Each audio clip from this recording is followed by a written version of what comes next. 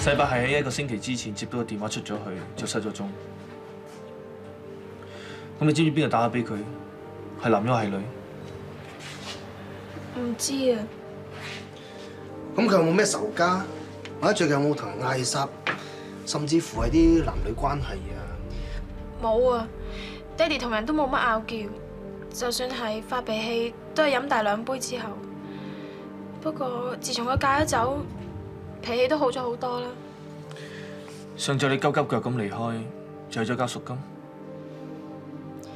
個綁匪打咗2次手提電話俾我，一次就係大前日，一次就係今朝。佢叫我帶埋贖金去九龍公園等佢電話。咁但係佢2次都冇出現。我等咗成個鐘頭都冇人嚟，咪唯有翻嚟等咯。點知頭先喺 canteen 聽到你哋講，我驚爹哋出咗事啊！阿 Man， 發生咁大件事，你點唔同我商量下？你連我都信唔過？我就係驚你知道件事會曝光啊！咁你都係當差啊，冇理由自己有都信唔過。咁綁我爹哋嗰個人，唔通又唔知道佢個女係當差嘅咩？如果你係我諗你都未必會將你最親嘅人擺喺個咁危險嘅處境啊！爹哋係我唯一嘅親人嚟嘅，我根本就冇得揀。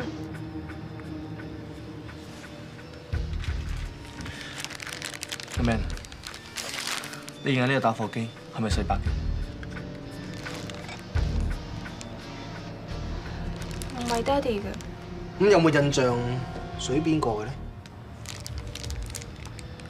我唔係好肯定啊，不過好似落 uncle 有個咁上下嘅。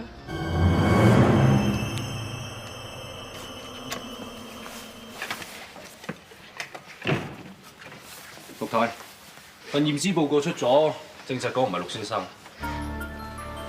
唔係？屍體右手手臂個疤痕唔係咩毒瘡，而係俾滾水淥傷。加上屍體嘅血型係 B 負，而李先生嘅係 B 症。我相信嗰個應該唔係李先生。我可唔可以睇份報告啊？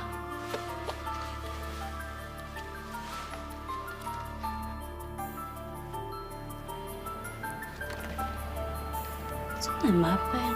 陸太，我哋而家警方都唔可以做啲咩。如果有咩消息嘅話，我哋再通知你。咁好啊！如果你再發現屍體嘅話，記得第一時間通知我。好啊。該。飛哥，你點解佢怪怪地咁㗎？好似好想條屍咧係佢老公多過唔係咁嘅。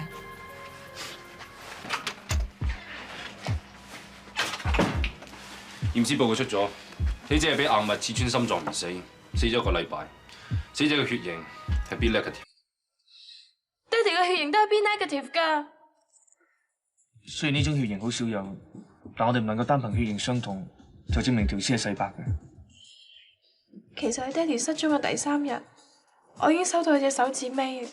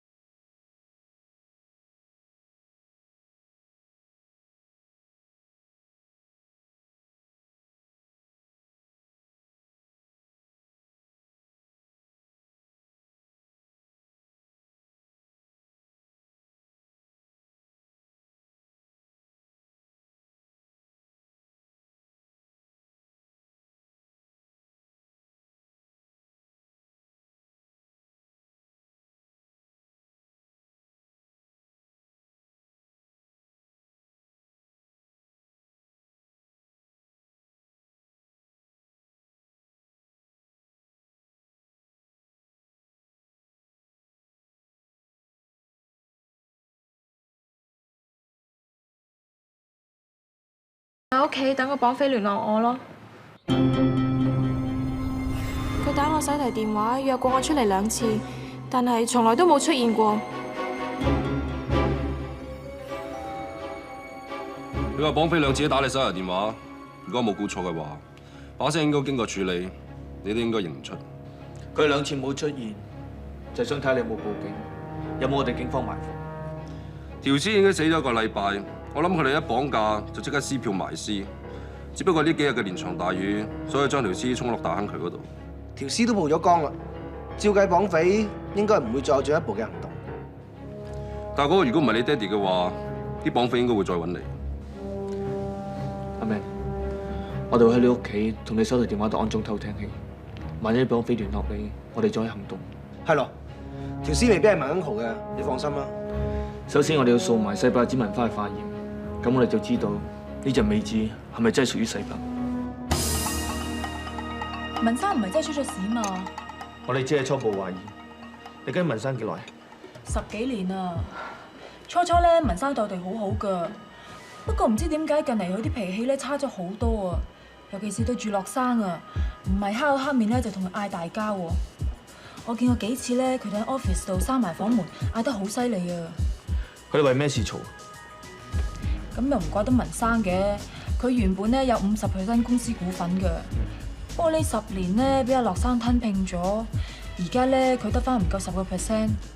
咁你話啦，原本係半個老細嚟噶嘛，而家咩話事權都冇晒，俾着我都唔開心啦，所以文生咪借啲意揾阿樂生出氣咯。咁即係話佢兩個關係咪咁好？全公司都知噶啦。哦，呢張相咧係我初初入公司嗰陣時影噶。可唔可以俾我攞翻去做一份先？冇問題。嗰條數過來有些方便喎。嚇！我一定。今次係真㗎啦。話我哋老細翻咗嚟香港嘛。OK，唔該晒你喎。OK，拜拜。啊！你公司最近啲銀根都幾緊㗎喎。我間公司都係咁拖數㗎啦，好平常啫。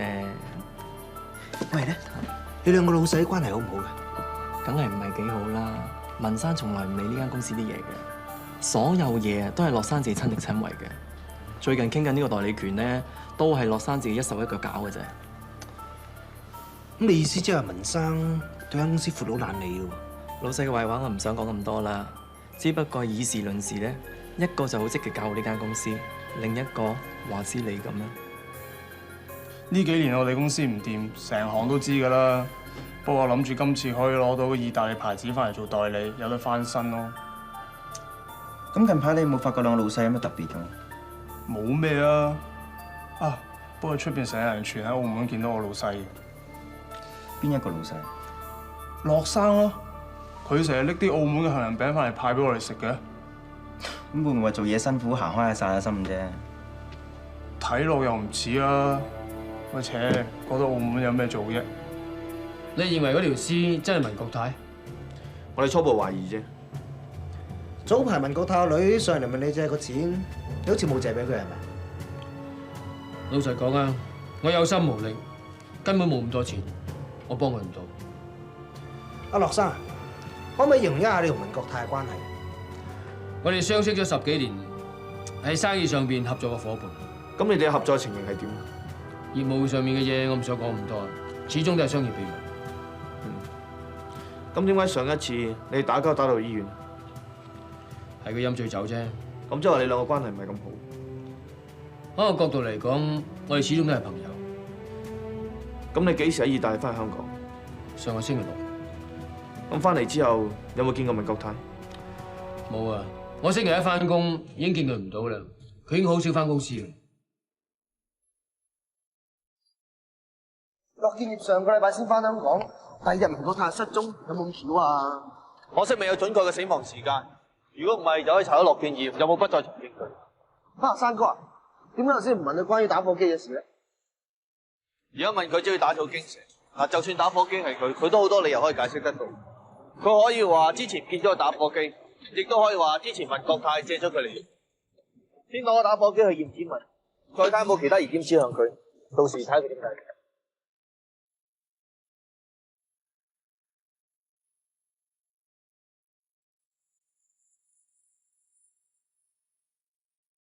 點解啲梳同牙刷係新嘅？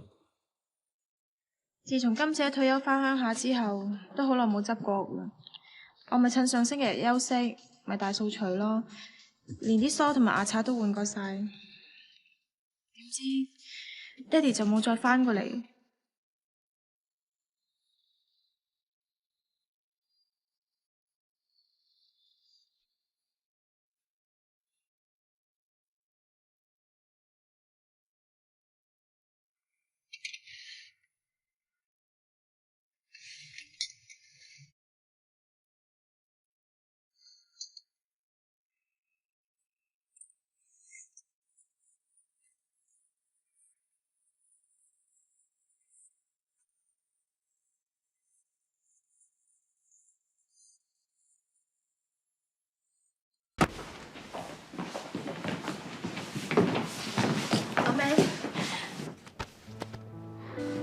掂晒。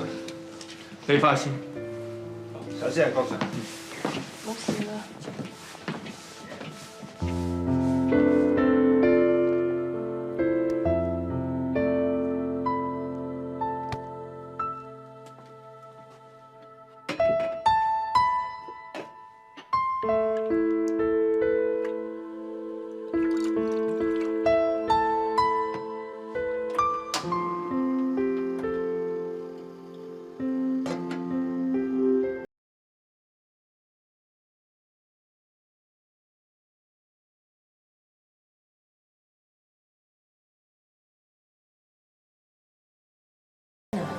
唔使咁擔心嘅。點當唔擔心啫？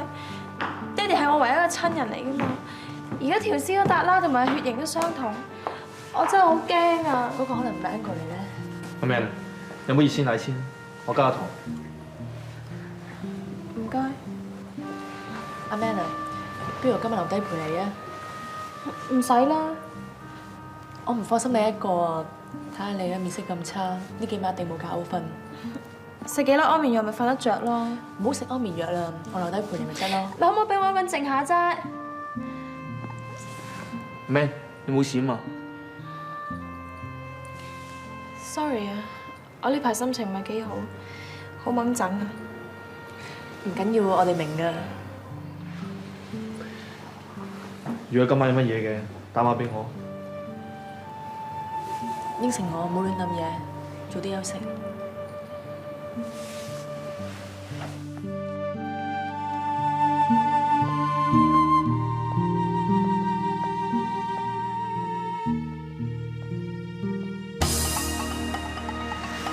化驗證實阿 Man 所收到嘅尾指同半山大水渠所發現嘅屍體血液吻合，同樣都係 B negative， 而且係死者死後先至切落嚟。加上阿 Man 屋企同文國泰公司所掃到嘅指模，對比尾指指紋同文國泰母子指紋記錄相同，應該係同一個人。咁講法，隻手指咪真係文國泰咧？屍體同尾指除咗血液相同之外，骨骼結構都好相似，應該係同一個人嘅機會率都好高。我哋始終要等埋 DNA 份報告出嚟，先至可以肯定條屍係咪文國泰。我諗個綁匪應該同文國泰好熟㗎，如果唔係冇理由一個電話就可以引到佢出嚟。會唔會係樂建業啊嗱？啊，佢有職員講過，話佢成日過澳門玩，仲要係豪賭㗎就係咁。啊，唔止啊，佢公司嘅財政仲非常之混亂。聽講佢最近仲同其他公司爭一個意大利皮革牌子嘅代理權，佢更加需要一筆錢應急。佢咁唔掂，會唔會為咗錢去勒索咧？世伯最近賣出咗股份，應該有筆錢，再加埋間大屋。阿球阿琪，你兩個負責跟實樂建業。Yes sir。我諗除咗佢都冇咩人值得懷疑。江 Sir， 有7個文國泰喺出事前嘅3個禮拜，曾經向保險公司將個保額加大到1000萬，受益人就係阿 Man。你咁講法，真係 Man 都有嫌疑啊！我只係提出一啲有機會嘅可能性啫。阿頭啊，阿政科報告出咗，屍體嘅腳裏面咧，除有馬毛同埋泥土嘅物質，仲有少少油漆顏料。馬毛？咁咪即係話佢曾經去過有馬嘅地方，又或者佢一直都俾人韞住喺啲馬房之類嘅地方。香港有馬嘅地方唔多，大家出去查。Yes sir。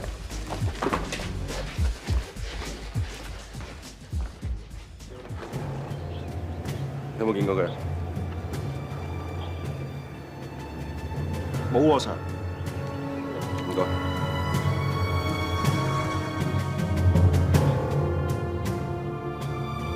點啊？搞成啊！冇料到。吹過晒啲馬房，同埋問過晒啲人，全部人都對文國泰冇印象。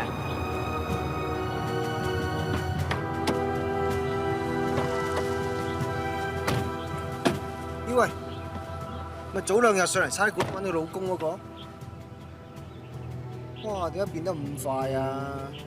嗰日仲喺差館喊苦喊忽，你睇下今日。嗰日啊，人哋上嚟咧唔係揾老公嘅，揾老公條屍嘅。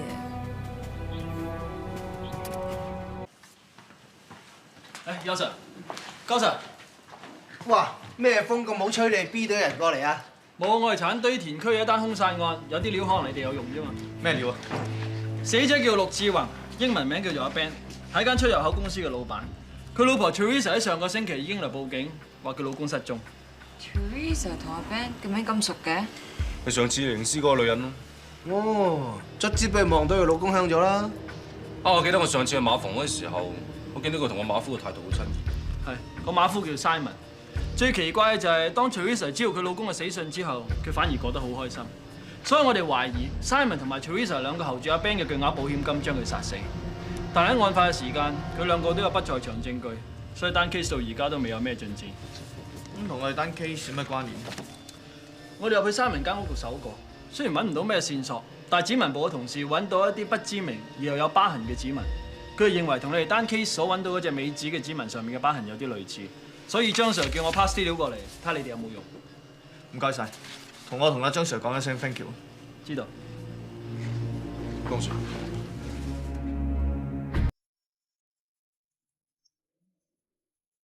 上次係 check 過一隻斷指嘅指紋㗎，的而且確係有條疤，所以印象特別深刻添。麻煩你，我想 check 真啲，兩組指紋係咪完全一樣？好啊。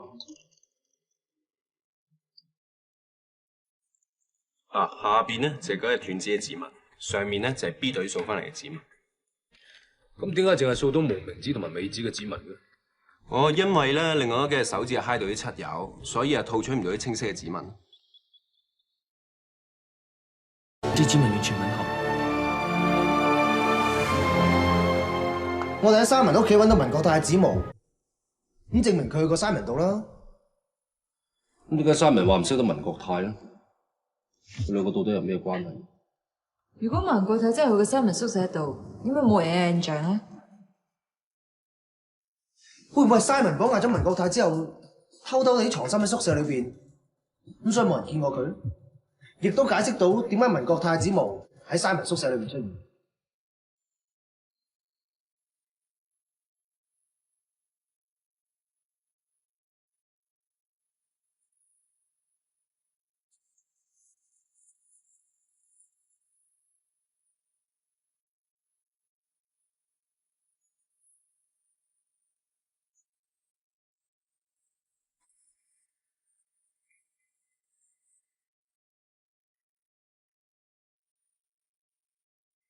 阿頭啊，文國泰同阿 Ben 係點咩關係啊？